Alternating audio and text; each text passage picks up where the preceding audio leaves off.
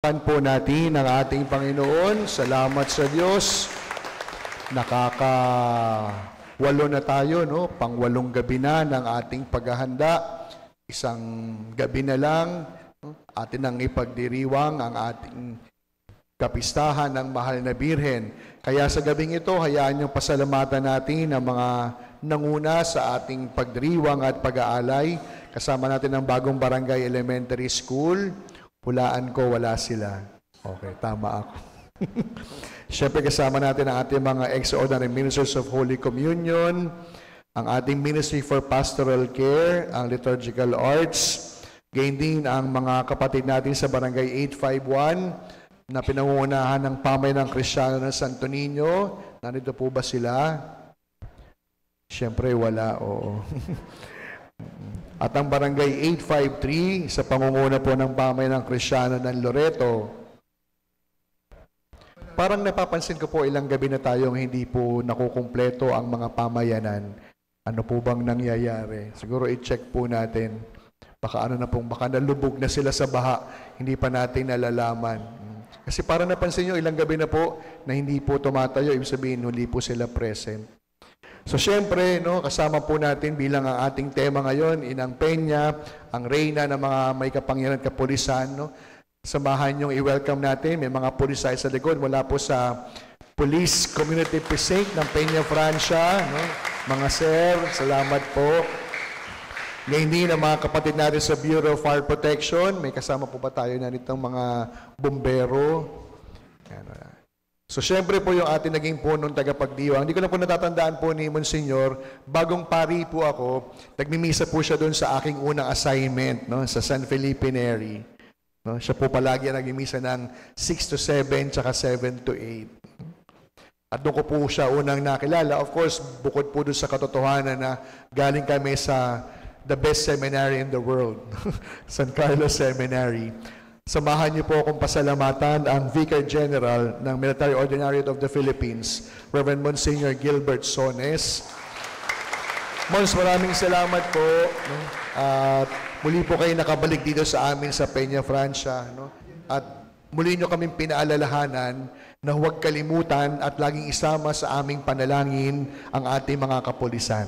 So pangako po yan, Mons, no? Ipagdadasal namin sila sa ating Inang Peña na sila'y patuloy na iligtas, ipagdasal at tulungan sa kanilang kakaibang misyon.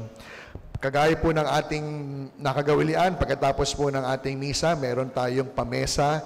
Ano pong handa natin ngayon? Spaghetti. Kasi kahapon sopas, spaghetti ngayon.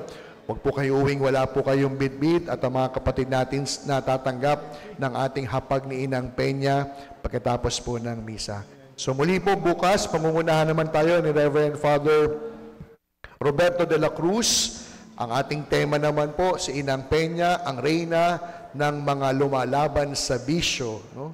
Kaya iniimbitahan ko po hindi po yung mga natokhang. No? Inibitahan po natin yung mga dating pong namumuhay sa bisyo ng droga, na ngayon ay nagsisipagbagong buhay, no? Kaya, nung tinanong po ako, Father, pwede ba nating imbitahin? Sabi ko, pwede po. Ang tanong, pupunta ba sila?